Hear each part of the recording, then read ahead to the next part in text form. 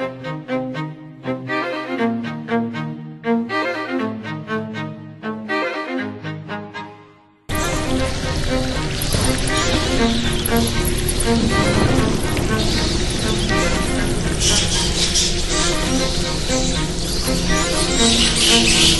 everyone, JTISREBORN here, bringing you another edition of Horror Movie of the Week.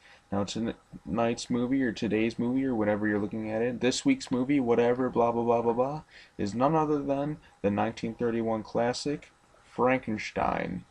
Now, this isn't the first adaptation of Frankenstein. There was a silent film, but this is the one most people know and refer to when they're talking about Frankenstein.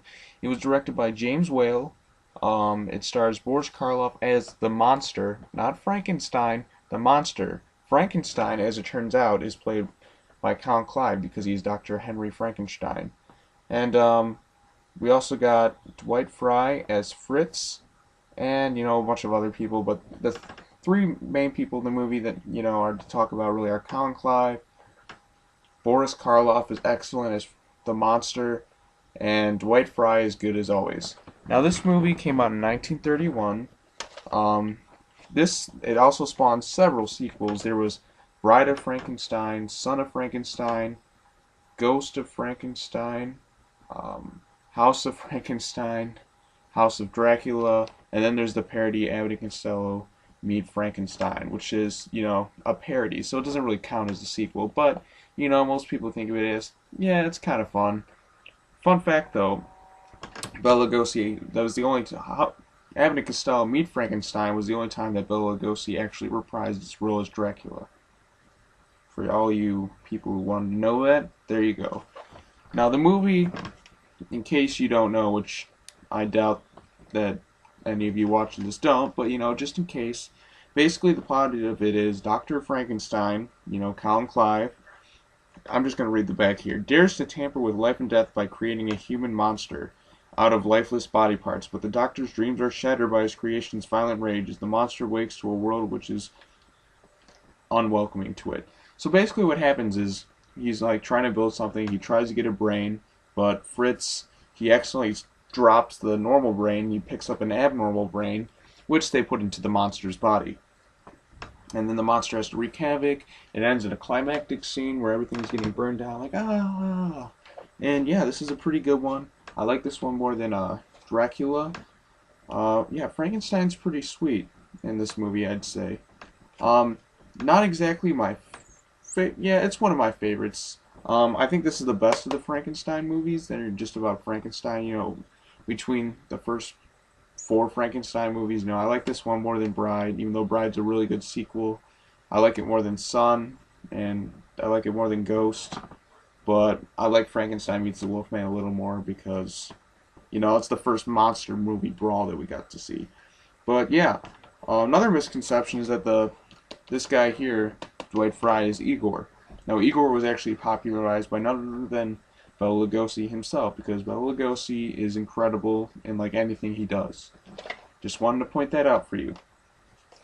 Not much else to say about this because, this is just really a recommendation. It's not really like a review. It's kind of just like my brief synopsis of the movie, which, whatever. But anyways, love this movie. Pretty great. Karloff is incredible.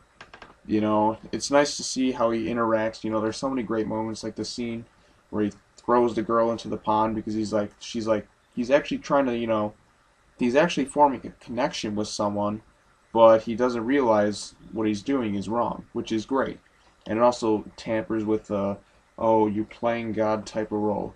And yeah, it's got some famous quotes, like, it's alive, it's alive, it's alive. That quote most people refer to and talk about all the time when thinking about this movie. And yeah, that's pretty much all I have to say about this one. I won't be back next week because I'll be out of town, so hopefully someone else in Epic Horror fans will fill in for you subscribers or random viewers who just want a recommendation, something to watch. So this week, if you get a chance, check out Frankenstein. Maybe even get lucky enough if you can find this on VHS. Yeah, I think I got one or two movies left on my Universal VHS collection that I haven't taken a look at. I wish I had more. I'm sorry. I wish I had more. I wish I had them all, because then I'd recommend those for a while. But, you know what? Just take a look at this. It kicks ass. I'm sorry. I just got back from vacation, and I'm doing this right now. Yeah, I'm going on 2 vacations in 2 weeks. Pretty crazy, I know, but whatever. That's not important. So anyways, someone else should hopefully fill in for me next week, and then I'll be back, the week after that, or it might even be another week. I'm not entirely sure, but everything should be okay by after next week, and I should be fully back into doing these reviews. Or not reviews, recommendations of Horror Movie of the Week. So anyways, thanks for watching. Be sure to check out Frankenstein and some of the other Universal Studios Monsters Classic Collection films. Even the sequels to that and the parodies. Do what you must.